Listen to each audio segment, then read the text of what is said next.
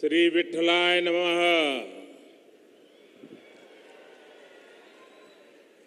नमो सद्गुरु तुक्या ज्ञान दीपा, नमो सद्गुरु सच्चिदानंद रूपा, नमो सद्गुरु भक्त कल्याण मूर्ति, नमो सद्गुरु भास्करा पूर्ण कीर्ति। मस्तक है पायावरी या वारकरी संताच्या,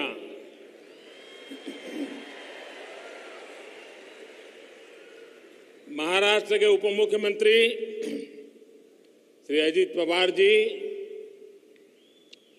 प्रतिपक्ष नेता श्री देवेंद्र फडणवीस जी, पूर्व मंत्री श्री चंद्रकांत पाटिल जी, वारकरी संत श्री मुरली बाबा कुरेकर जी, जगत गुरु श्री संत तुकाराम महाराज संस्थान के चेयरमैन नितिन मोरे जी, आध्यात्मिक अघाड़ी के प्रेसिडेंट आचार्य श्री तुषार भोसले जी, यहां उपस्थित संतगण, देवी और सज्जनों, भगवान विट्ठल और सभी वारकरी संतों के चरणों में मेरा कोटि कोटि वंदन।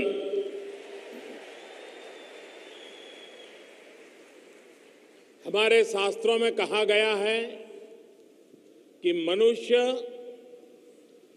मनुष्य जन्म में सबसे दुर्लभ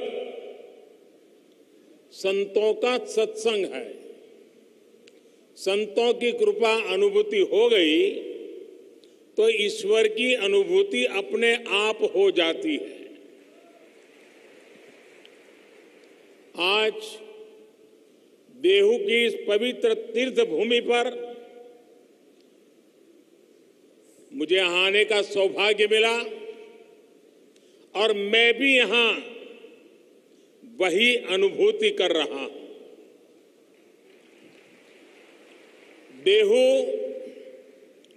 संत शिरोमणि जगतगुरु तुकाराम जी की जन्मस्थली भी है, कर्मस्थली भी है।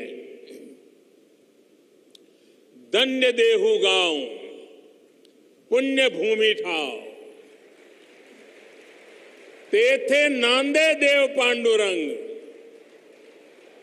धन्य क्षेत्रवासी लोकते देवाचे, उच्चारिती वाचे नाम घोष।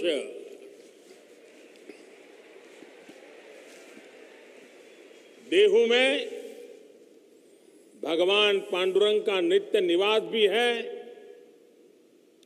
और यहां का जन जन स्वयं भी भक्ति से ओतप्रोत संत स्वरूप ही है।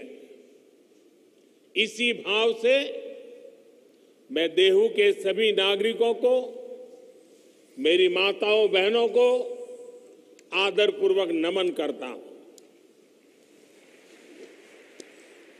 अभी कुछ महीने पहले ही मुझे पालकी मार्ग में 2 राष्ट्रीय राजमार्ग को 4 लेन करने के लिए शिलान्यास का अवसर मिला था। श्री संत ज्ञानेश्वर महाराज पालकी मार्ग का निर्माण 5 चरणों में होगा और संत तुकाराम महाराज पालकी मार्ग का निर्माण 3 चरणों में पूरा किया जाएगा। इन सभी चरणों में 350 किलोमीटर से ज्यादा लंबाई के हाईवे बनेंगे और इस पर 11,000 करोड़ रुपए से भी अधिक का खर्च किया जाएगा। इन प्रयासों से क्षेत्र के विकास को भी गति मिलेगी। आज सौभाग्य से पवित्र शिला मंदिर के लोकार्पण के लिए मुझे देहू में आने का सौभाग्य मिला है।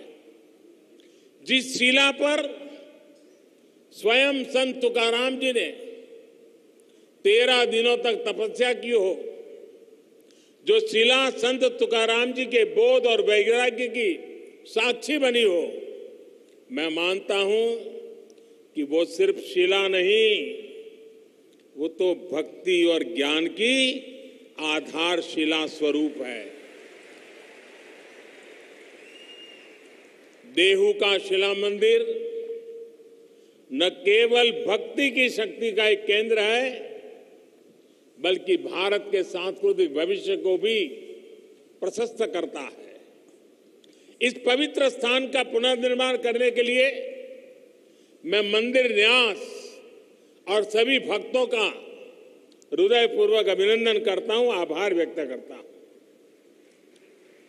जगतगुरु संत तुकाराम जी की गाथा कहा था, जिन्होंने संवर्धन किया था, उन संताजी महाराज जगडाणे जी, इनका हमारे यहां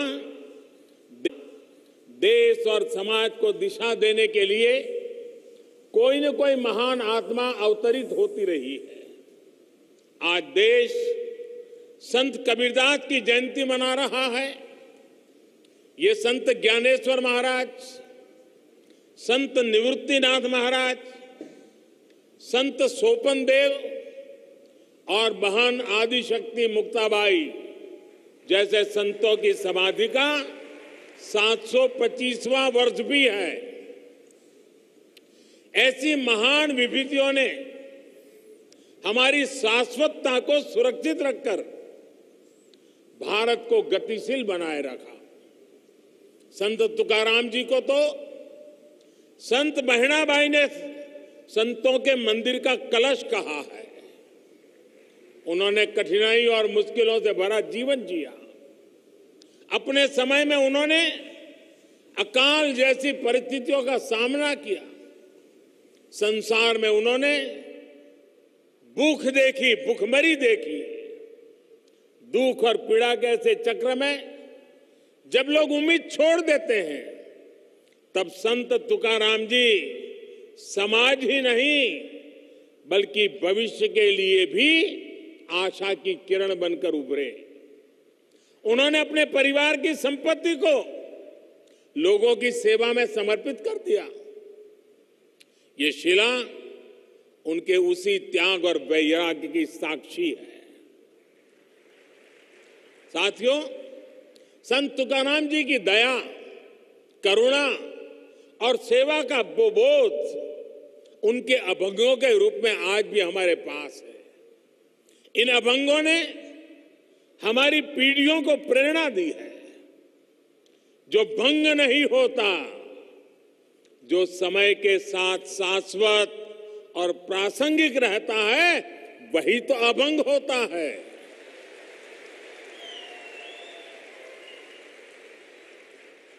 आज भी देश जब अपने सांस्कृतिक मूल्यों के आधार पर आगे बढ़ रहा है, तो संत तुकाराम जी के अभंग हमें ऊर्जा दे रहे हैं, मार्ग दिखा रहे हैं।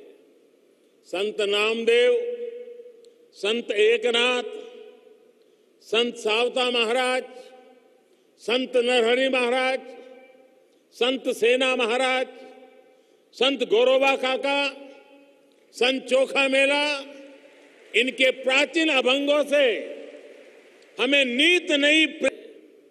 आज यहां संत चोखा मेला और उनके परिवार द्वारा रचित सार्थ अभंग गाथा के विमोचन का भी मुझे सौभाग्य मिला है।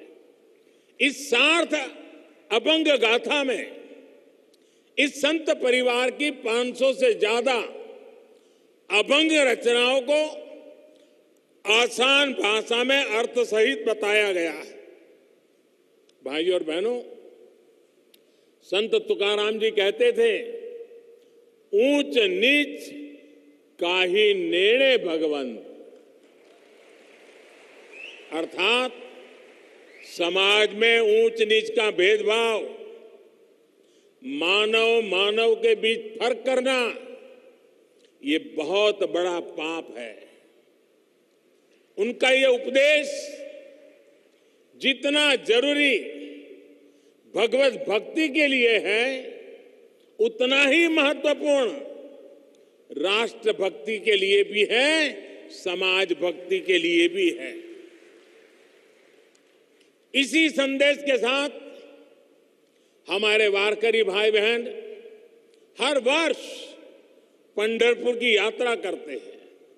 इसलिए आज देश सबका साथ, सबका विकास, सबका विश्वास, सबका प्रयास के मंत्र पर चल रहा है। सरकार की हर योजना का लाभ हर किसी को बिना भेदभाव मिल रहा है। वारकरी आंदोलन की भावनाओं को सशक्त करते हुए देश महिला सशक्तिकरण के लिए भी निरंतर प्रयास कर रहा है। पुरुषों के साथ उतनी ही ऊर्जा से वारी में चलने वाली हमारी बहनें पंडरी की वारी अवसरों की समानता का प्रतीक रही है। साथियों, संत तुकाराम जी कहते थे, जेका रंजले गांजले, जेका रंजले गांजले, त्यासी मणे जो आपुले, तोची साधु ओळखवा, देव तेथेची जानवा। यानी समाज की अंतिम पंक्ति में बैठे व्यक्ति को अपनाना, उनका कल्याण करना, यही संतों का लक्षण है। यही आज देश के लिए अंत्योदय का संकल्प है, जिसे लेकर देश आगे बढ़ रहा है। दलित, वंचित, पिछड़ा, आदिवासी, गरीब, मजदूर, इनका कल्याण आज देश की पहली प्राथमिकता है।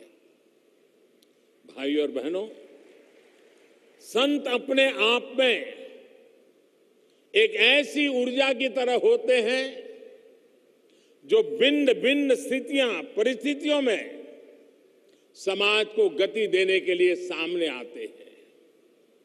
आप देखिए, छत्रपति शिवाजी महाराज जैसे राष्ट्र नायक के जीवन में भी तुकाराम जी जैसे संतों ने बड़ी अहम भूमिका निभाई है।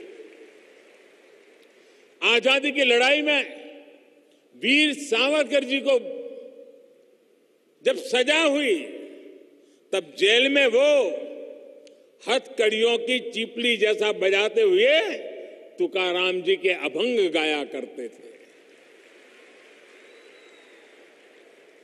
अलग अलग कालखंड, अलग अलग विभूतियां, लेकिन सबके लिए